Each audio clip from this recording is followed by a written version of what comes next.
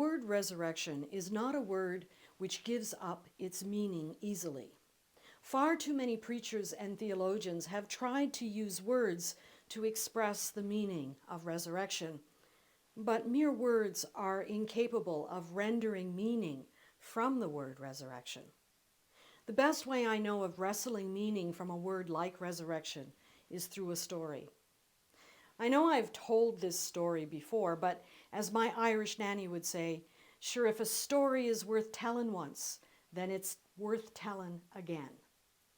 This story of resurrection dates all the way back to my first year as a pastor, when I naively believed that the right words could save me.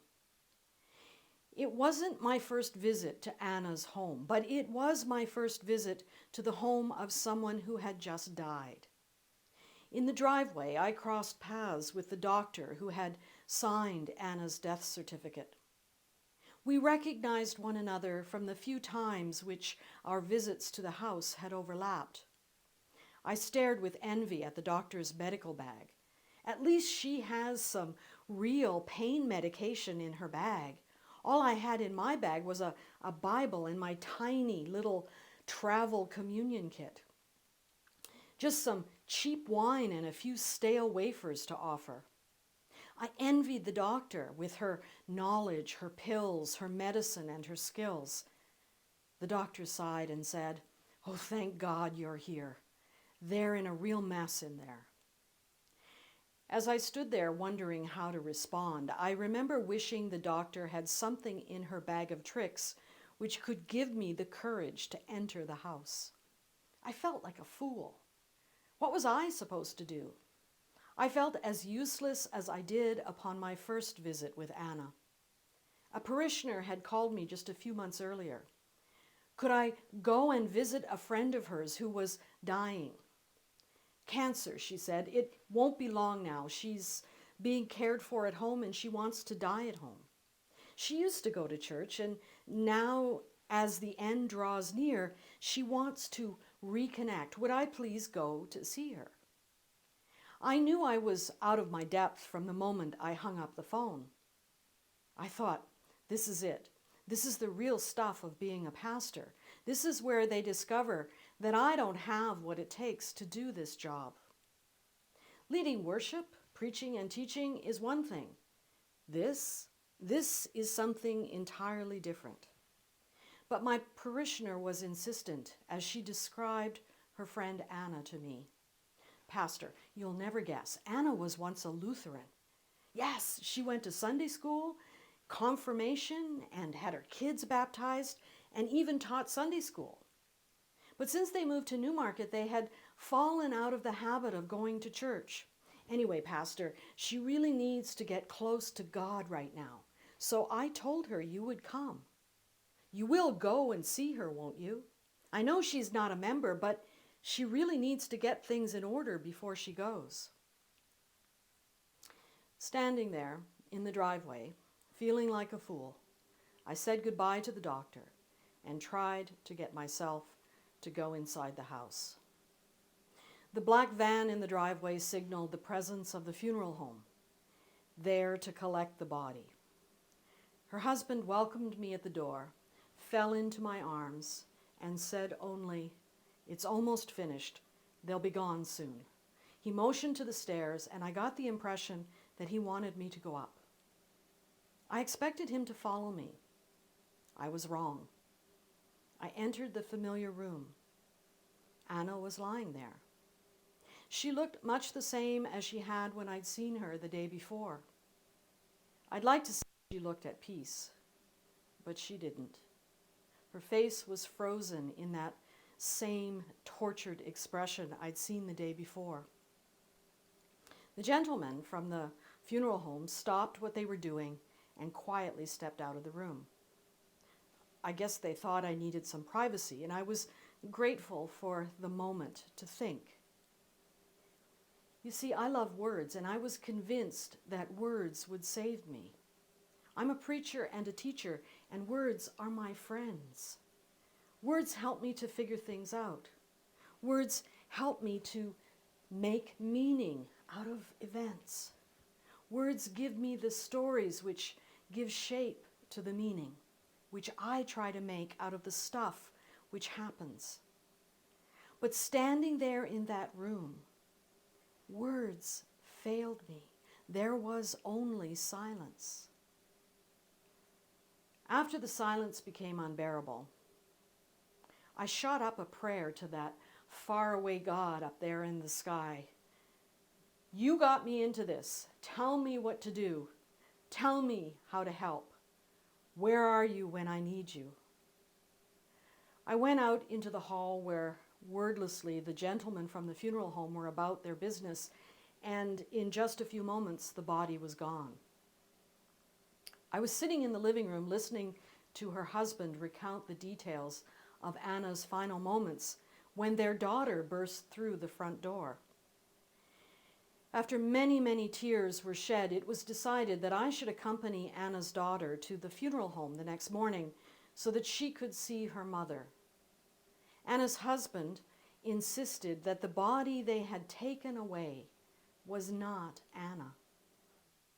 Anna had left sometime during the night, her husband insisted.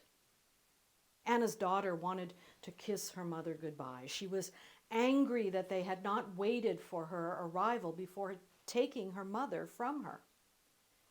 Before I left, I reached into the bag of tricks which lurks somewhere in the back of my mind, and I remembered the words of a wise seminary professor who taught us that storytelling helped us to make sense out of life. And while there's nothing that can make sense out of death, a few good stories can make the pain bearable. Stories, my professor would say, are a good way, as good a way as any which she had ever found, of beginning the healing process. So before I left, I made arrangements to accompany Anna's daughter to the funeral home, and I encouraged Anna's husband to invite members of the family to come by for tea or a meal or even a few drinks, just a small get-together where they could tell me stories about Anna and we could begin to plan her funeral. The next afternoon, I accompanied Anna's daughter to the funeral home. They had done a splendid job of preparing her body. She looked less tortured somehow. Anna's daughter reached for my hand and squeezed tightly and leaned into me. Her whole body began to tremble as she wailed and sobbed. Over and over again I heard, "What am I going to do? What am I going to do?" And I'm ashamed to say that I was grateful that it was Anna's daughter and not me that was echoing these words over and over again. I had no words, no idea what to do, what to say, how to help. It took some time, but her sobbing began to subside and was replaced by something more daunting as even more questions began to leap out of her. What will I do without you?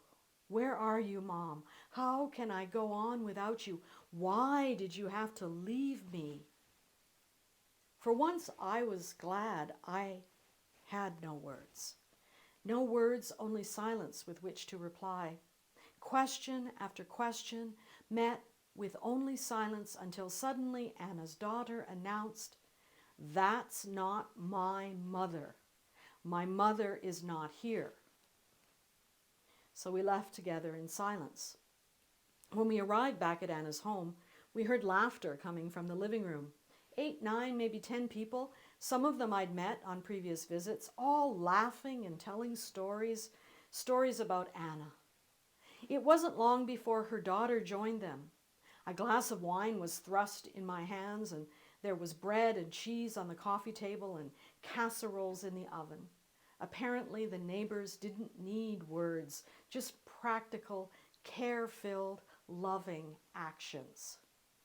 As we shared a meal, we remembered Anna. When the meal was over, Anna's husband said, "I wish Anna was here. She would have loved this."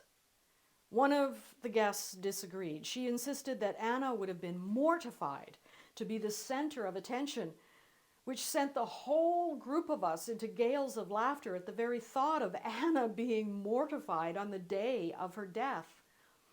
gallows humor. Before I left, I had collected enough words and stories to do Anna proud at her funeral. As I said my goodbyes, Anna's husband asked me if I had a favorite flower.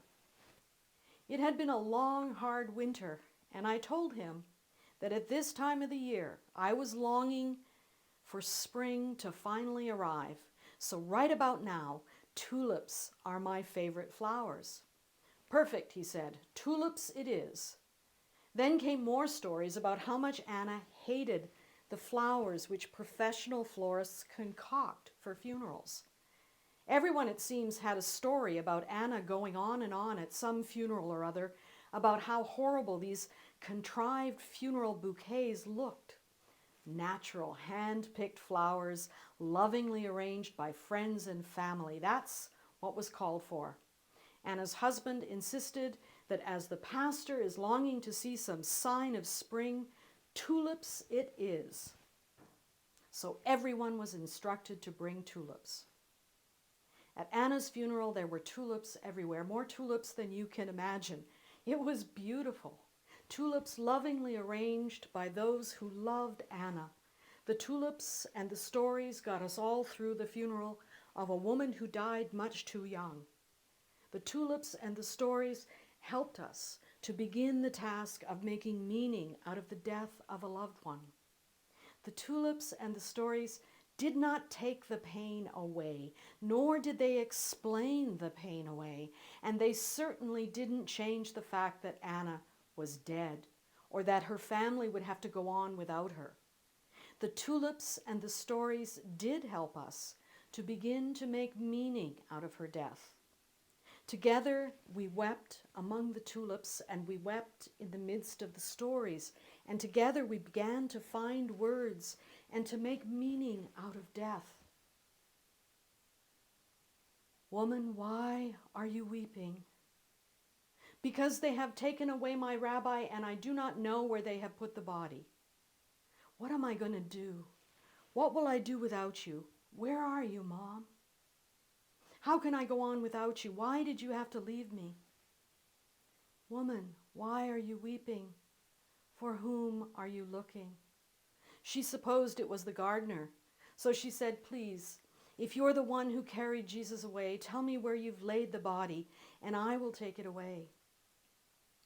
Jesus said to her, Mary.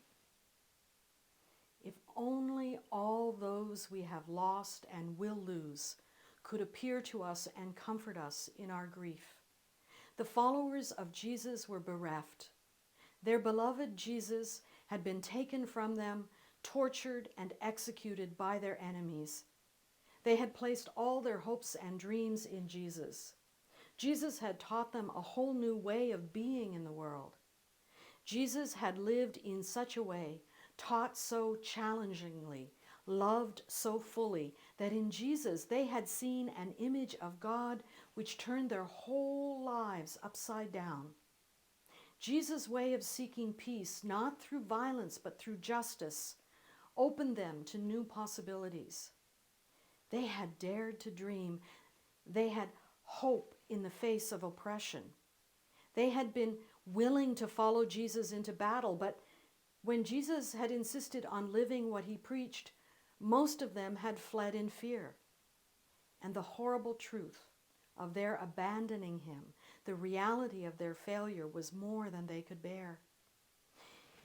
It is almost impossible for us to imagine because we've read it in the Bible, which reads much like those professional bouquets of flowers at funerals designed to provide answers to the unanswerable, all tied up with neat bows. Generations of arrangers have taken the stories which have been told as followers and lovers of Jesus struggle to make sense out of his death. Generations of interpretations upon interpretations of those stories make it seem as though everything happened just thus and so, neat and tidy. Resurrection happened just like that, in the twinkling of an eye. Jesus died, he was not there. They didn't know what they were going to do. They wept, they trembled, they were consumed by grief. huddled together in an upper room, terrified that they too would soon be killed. Suddenly, after only 3 days, Jesus is risen. Jesus is risen indeed. Alleluia. Resurrection, all tied up in a neat little bow, the perfect bouquet. Smell the flowers and all will be well. I wonder. I wonder. People do wonder, you know. That's how people are. They wonder. Questions, questions, questions. What's going on? What are we going to do? Words, words, and more words. Anna's grieving loved ones wove their stories of Anna in and out of the words, I am the resurrection and the life. Those who believe in me, even though they die, will live. Words familiar, designed to help them make meaning. For the followers of Jesus, there were also words, familiar words, designed to help them make meaning. In Jesus, his grievers had experienced God as love. Surely God would not stand idly by and allow their enemies to take Jesus from them. Surely love itself could not be destroyed by the powers of evil. Surely their God, the one in whom they live and move and have their being, surely God, who Jesus taught them, is love. Surely love would not abandon them. Surely love would live on. Questions, questions that have no answers, questions for which words always fail us, questions we just can't help answering with words. Words which are designed to comfort and to satisfy. Words that, when all is said and done, fail and leave us with more questions. So if God is love, and we experience that love in Jesus, then where is Jesus? Will we ever see Jesus again? Will we ever see love again? Will the love that lives in us die? Woman, why are you weeping? For whom are you looking?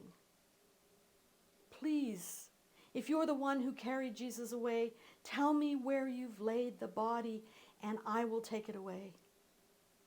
Jesus said to her, Mary. We can't help ourselves. When love dies, we keep hearing and seeing that love all around us. It is as if our beloved is right here in the midst of us. We hear them call our name. They mean so much to us. In the presence of our beloved, we were transformed into the best of ourselves. To hear them call our name, the sheer beauty of their presence.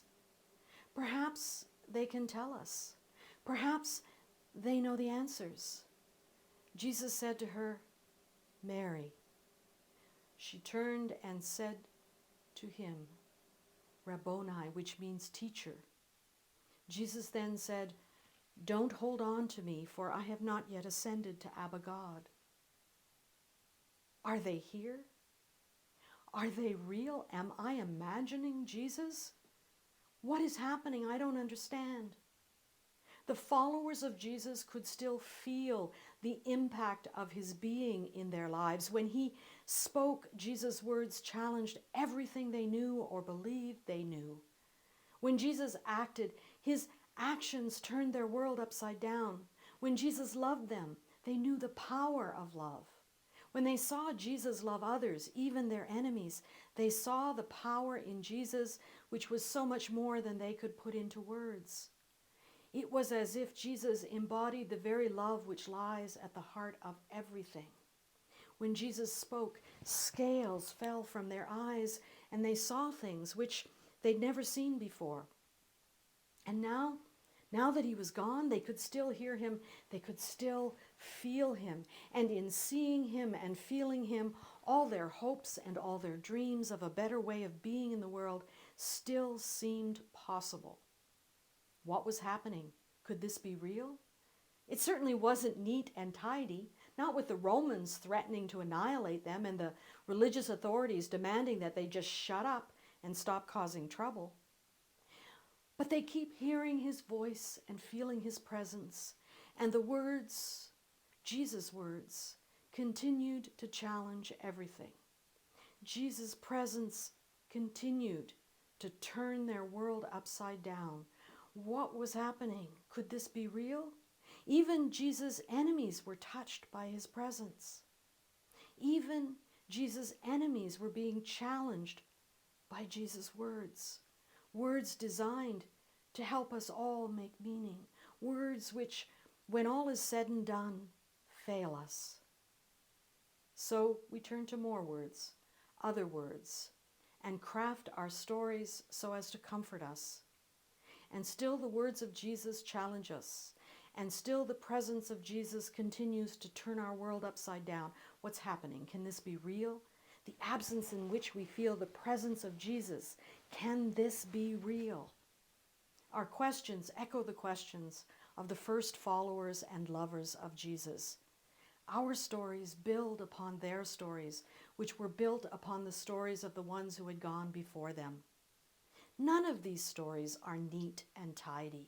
None of these stories can tie everything up in a pretty bow so that we can present the perfect bouquet which will heal all our pain and answer all our questions. They are just hand-picked, slightly askew bouquets which contain such beauty that we cannot take our eyes off them. They do not answer all our questions. But the really beautiful ones, the ones like tulips after a long cold winter, they can capture our imagination and give us the courage to ask our questions and struggle to make meaning of those things which are beyond words. Things like life and death and resurrection. About 5 years after Anna died, I ran into her daughter in the grocery store. I mean it, I literally ran into her. Our shopping carts collided. We laughed when we realized that each of us had a couple of bunches of tulips in our carts. Anna's daughter said that somewhere her mother must be smiling. I agreed and added that it had been a long, cold, difficult winter, and the tulips looked so beautiful I just had to take some home. Anna's daughter nodded and agreed that this had indeed been a brutal winter. She was really looking forward to spring, and the tulips would certainly give her hope. Suddenly, the toddler in Anna's cart shouted, "Who's that?" Her mother said, "This is Pastor Dawn. She's a friend of your Grandma Anna." "And who are you?" I asked this beautiful little girl. "I'm Anna. I'm free." Whether it was free or three, it was all the same. This beautiful little girl shared her grandmother's eyes as well as her name. In her eyes, I saw the reflection of Anna's story, her stories and her love. After we said our goodbyes, I went back to get more tulips. In Anna's absence, I felt her presence. Anna lives. Anna lives in little Anna and her daughter and in me, and now she lives in you. Friends, this has been a long, difficult year. Isolated and fearful, we have felt one another's absence. What's happening? Can this be real? This absence in which we feel the presence of love? Can this be real? Are these tulips real? You bet they are. As real as the challenges we experience in the stories we tell. As real as the love we feel even in the absence of one another. As real as the love which lives and breathes in, with, through, and beyond us. In Jesus' absence, his grievers felt love's presence.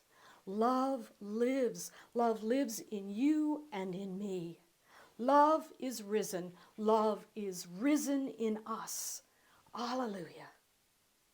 Alleluia.